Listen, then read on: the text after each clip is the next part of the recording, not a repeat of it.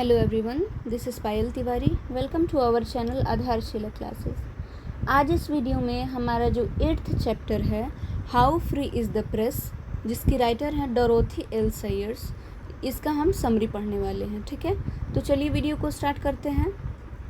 How free is the press is a beautiful essay of Dorothy L सायर्स, यानी एक बहुत ही खूबसूरत लेख है जिसको डोरोथी एल सायर्स ने लिखा है।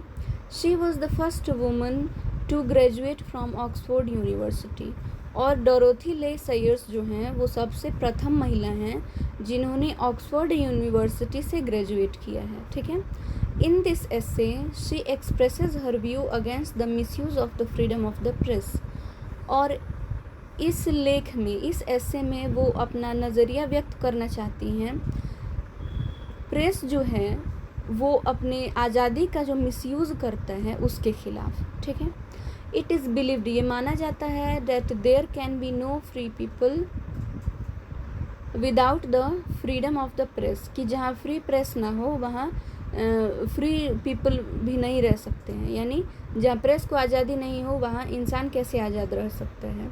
बट वी शुड कंसिडर, लेकिन हमें यहाँ विचार करना चाहिए व्हाट डैट फ्रीडम इज़, कि उस आज़ादी का मतलब क्या होता है।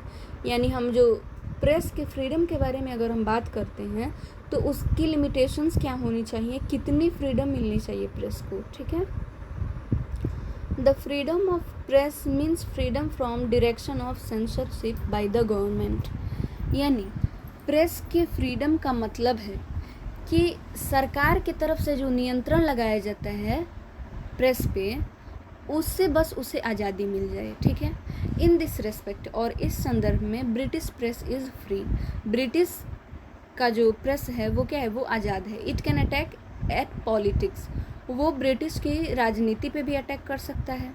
It is an interfere in the foreign diplomacy, और जो कि फॉरेन डिप्लोमेसी यानी विदेशी कूटनीति में वो क्या है, एक इंटरफेयर है। ठीक है, यानी हस्तक्षेप करता है। यानी ब्रिटिश का जो प्रेस है वो बहुत आज़ाद है, वो पॉलिटिक्स पे भी अटैक कर देता है और हस्तक्षेप करता है सरकारी कामों में। ठीक है, it is free to do anything, वो कुछ भी करने के लिए आज़ाद है।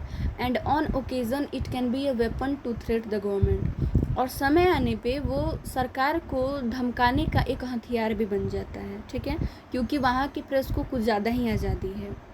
Above all works are the positive attitude of press, इन सब के बावजूद, इन सब के अलावा प्रेस का जो कार्य है वो ही इसका पॉजिटिव एटीट्यूड है, वो ही इसका पॉजिटिव साइड है।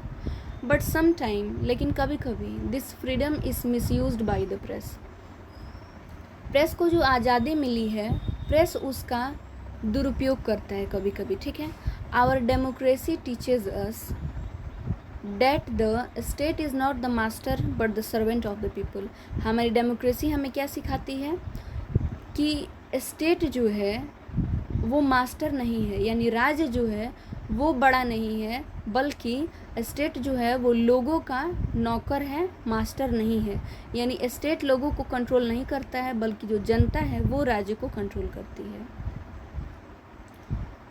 Advertisement is the biggest source of income for the press और न्यूज़पेपर्स, यानी प्रचार प्रसार जो है वो प्रेस या न्यूज़पेपर के इनकम का बहुत बड़ा साधन है। ठीक है, so the press designs it's policy in the favour of advertisers, और इसलिए प्रेस जो है वो अपनी पॉलिसी मतलब कि उस न्यूज़पेपर में क्या छापा जाए, कैसे क्या लिखा जाए, किसके बारे में पॉजिटिव लिखना है, किसके बारे में नेगेटिव लिखना है, ये सारी चीज़ें जो एडवर्टाइज़र होता है, यानी जो एडवर्टाइजमेंट देता है अखबार में, उसके हित में ही लिखती है, उसके हित में ही ये सारी चीज़ें डिसाइड होती हैं। ठीक है, क्योंकि वो बहुत बड़ा इनकम का सोर्स है प्रेस के लिए।